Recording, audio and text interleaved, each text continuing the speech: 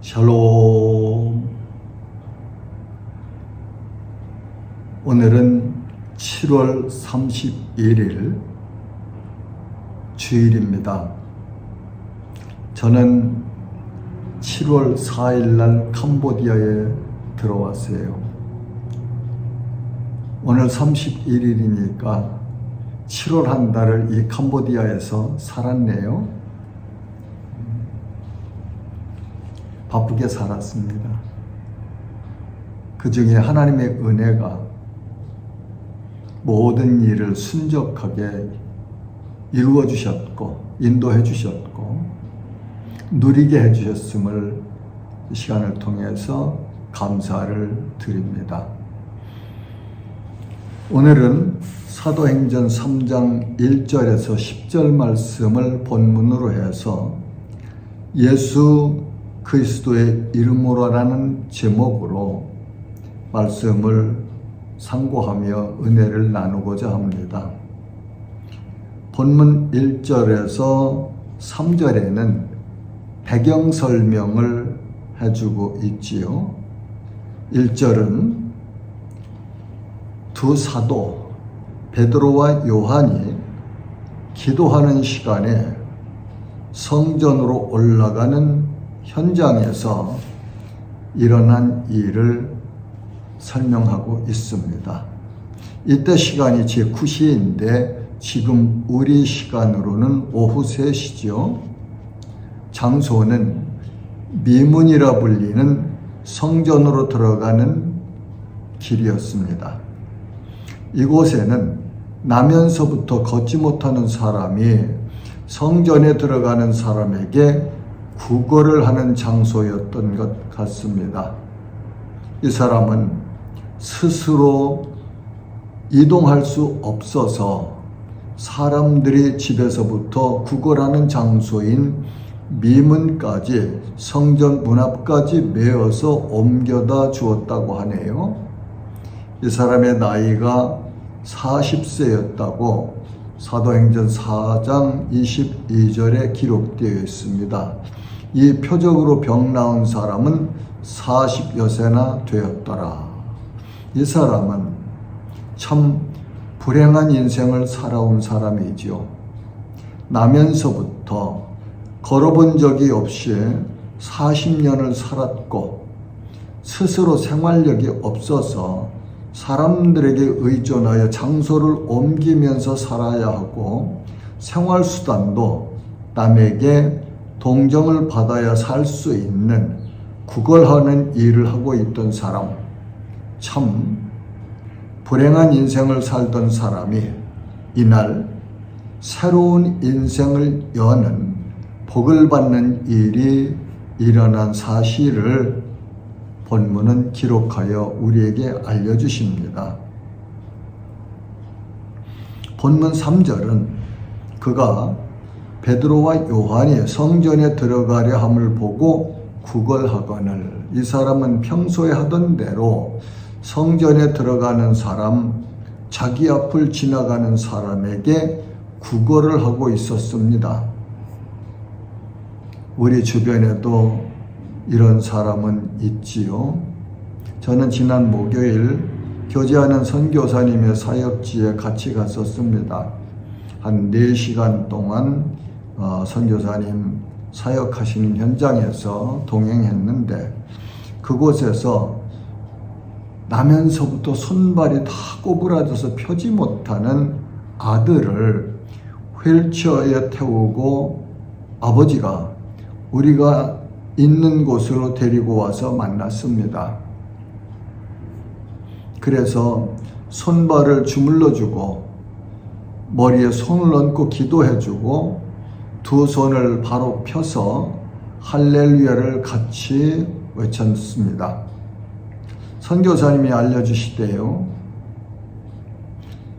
이 사람은 아버지가 매일같이 아들을 데리고 시내에 나가서 구걸을 하는 아버지와 아들, 부자라고 가르쳐 주시대요. 이렇게 우리 주변에는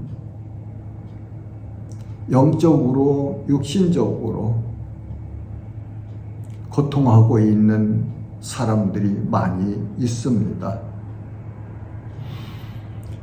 본문 4절에서 7절을 보면은 사도 베드로가 요한 사도와 함께 그 사람을 바라보며 우리를 보라고 말하네요. 이 사람은 사도들에게서 무엇을 얻을까 하여 사도들을 바라보았습니다. 이 사람이 원하는 것은 금전이었을 것입니다. 당장 마음을 위로할 수 있고, 그리고 자기가 목적한 일에 그렇게 소득을 얻는 동전면입,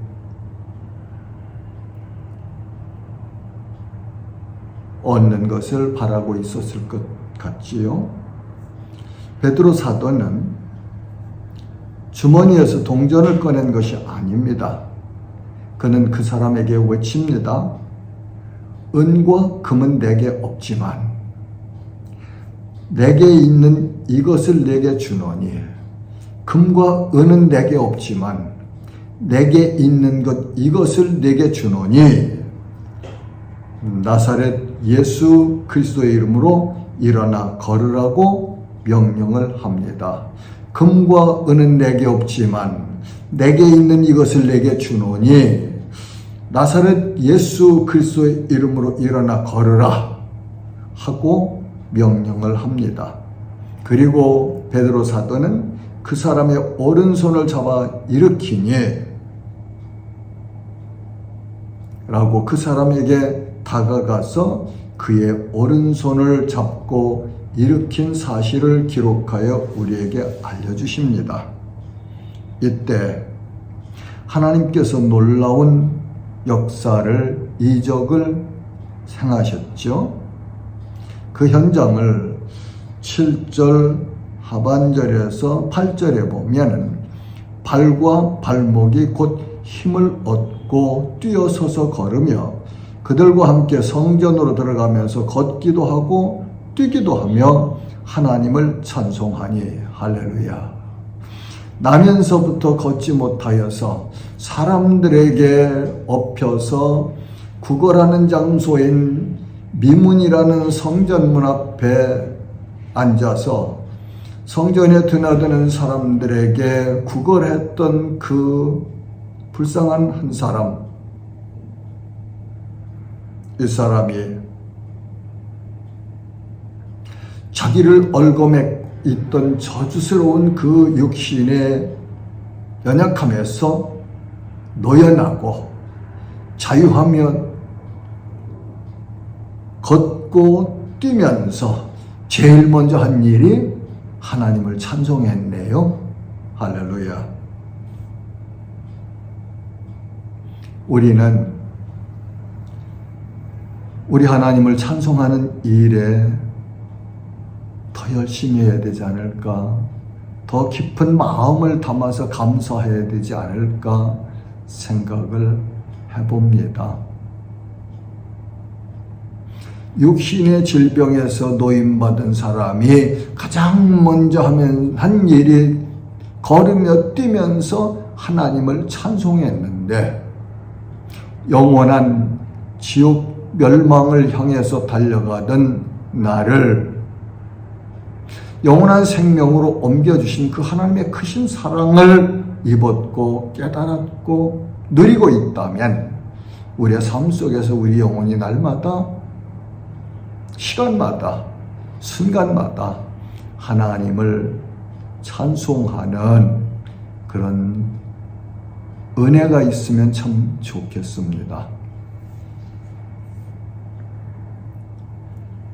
예수 그리스도의 이름은 능력입니다. 두 사도는 예수 그리스도의 이름을 의지하여 믿음의 역사를 이루었습니다.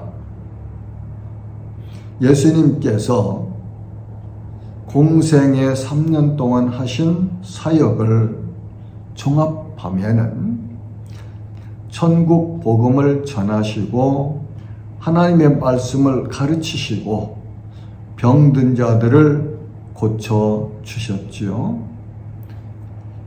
마태복음 4장 23절과 24절 말씀은 예수께서 온 갈릴리에 두루 다니사 그들의 회당에서 가르치시며 천국 복음을 전파하시며 백성 중에 모든 병과 약한 것을 고치시니 그의 소문이 온 수리아에 퍼진지라 사람들이 모든 앓는 자 곧 각종 병에 걸려서 고통당하는 자, 귀신 들린 자, 간질하는 자, 중풍병자들을 데려오니 그들을 고치시더라고 기록하여 주셨고, 마태복음 9장 35절과 36절은 예수께서 모든 도시와 마을에 두루 다니사 그들의 회당에서 가르치시며 천국 복음을 전파하시며 모든 병과 약한 것을 고치시니라.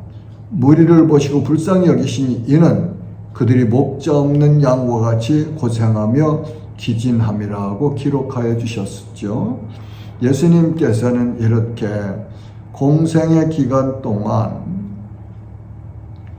특별히 하신 일 3가지를 정리하면은 천국 복음을 전파하시고 하나님의 말씀을 가르쳐 주시고 병든 자들을 고쳐 주시는 그런 긍휼하신 사역을 하셨죠. 누가복음 4장 18절에서 19절은 예수님께서 나사렛 회당에서 읽으신 이사야 선지자의 글을 통하여 예수님이 이 땅에 오셔서 하실 일을 가르쳐 주신 말씀 내용이 기록되어 있습니다. 그 말씀은 주의 성령이 내게 임하셨으니 이는 가난한 자에게 복음을 전하게 하시려고 내게 기름을 부으시고 나를 보내사 포로된 자에게 자유를 눈먼 자에게 다시 보게 함을 전파하며 눌린 자를 자유롭게 하고 주의 은혜의 해를 전파하게 하려 하심이라 하였더라고 기록하여 주셨습니다. 이렇게 예수님께서는 사망의 저주 아래 묶여서 고통하는 자들을 영원한 생명을 주시는 그리스도로 구주로 이 땅에 오셔서 사역을 하셨고 마지막에는 십자가에서 못 박혀 죽으시는 우리를 사랑하신 그 사랑을 친히 몸소 이루어 주셨다는 사실을 우리는 늘 기억하면서 주님의 그 은혜에 하나님의 그 사랑에 감사하며 감격하며 찬양하며 그 은혜에 합당한 삶을 살아가기를 늘 힘쓰면 좋겠습니다.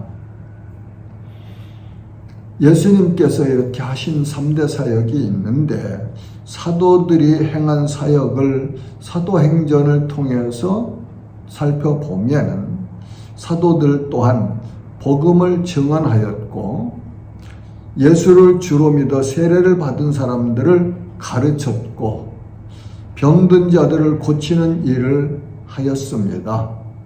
한국 기독교 초기에 외국에서 온 선교사님들도 동일하게 이런 사역을 했습니다. 복음을 전해 주었고 교회를 세워나갔으며 교육에 열정적인 헌신하여 학교를 세워나갔습니다. 그리고 육신의 질병으로 고통하는 한국인들을 불쌍히 여기는 마음으로 치료해 주었으며 병원을 세우고 의사들을 세워가는 의과 교육학교를 세워주었습니다. 저는 요즘 읽고 있는 책이 여명의 빛 조선을 깨우다라는 책을 읽고 있습니다. 이 책인데요.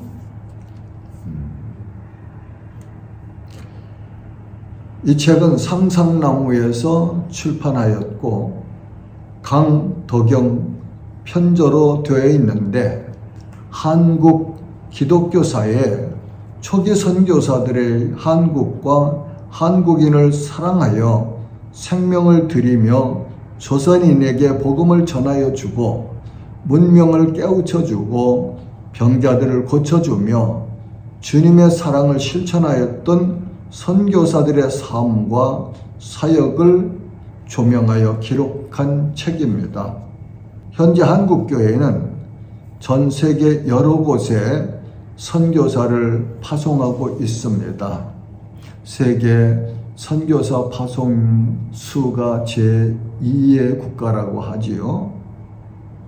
우리가 받은 예수 그리스도의 복음을 전하고 성경학교를 세워서 성경을 가르치며 성경 교사들을 양육하고 의료 선교사들이 현장에 나가서 헌신적으로 섬기며 병원을 세워가고 치료하고 있는 것을 우리는 압니다.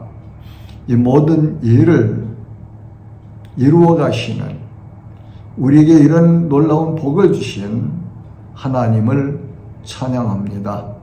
나사렛 예수 그리스도의 이름은 능력입니다. 예수 이름을 믿음으로 구원을 받습니다. 사도행전 4장 12절은 다른 이로서는 구원을 받을 수 없나니 천하 사람 중에 구원을 받을 만한 다른 이름을 우리에게 주신 일이 없음이라. 그렇게 베드로 사도가 설교한 내용을 기록하여 우리에게 알려주시죠. 그리고 예수의 이름을 믿어 육신의 질병을 고침 받았습니다. 사도행전 3장 16절에는 그 이름을 믿음으로 그 이름이 너희가 보고 아는 이 사람을 성하게 하였나니 예수로 말미암아 난 믿음이 너희 모든 사람 앞에서 이같이 완전히 낫게 하였느니라고 베드로 사도는 그 40세가 되도록 걷지 못했던 육신의 고통을 안고 살아가던 사람이 고침 받은 것은 완전하게 성하게 된 것은 치료된 것은 예수 이름을 믿음으로 그 믿음을 통해서 예수 그리스도께서 하나님께서 역사하셨다. 그렇게 알려주고 있지요.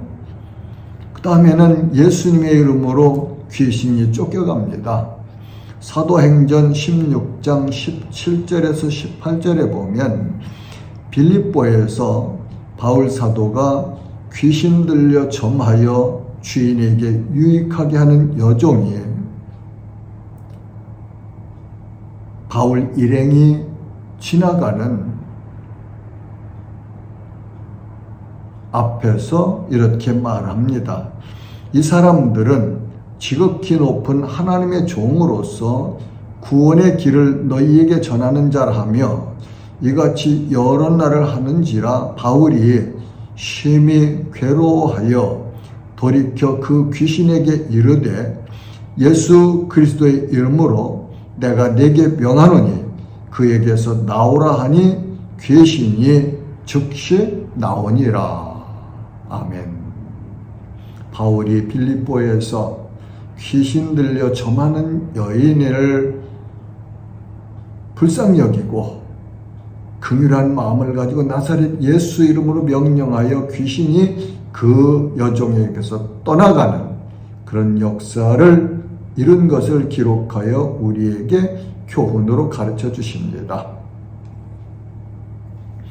사랑하는 지체 여러분, 우리가 이 땅에 살아가면서 예수 그리스도를 믿는 믿음으로 안석 위에 기초를 놓고 하나님의 말씀을 따라서 우리 인생을 가꾸어 가노라면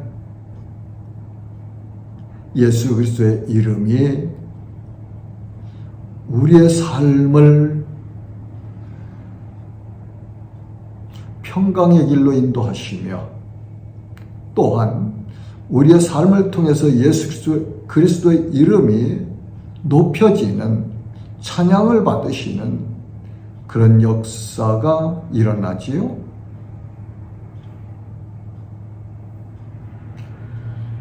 나그네와 같은 순례자의 길에서 언제나 우리 구주 예수 그리스도 안에 거하십시다. 그리고 예수 그리스도와 함께 동행하고 예수 그리스도를 위하여 사는 행복한 순례자들이 되시기를 우리 주 예수 그리스도의 이름으로 축복합니다. 샬롬.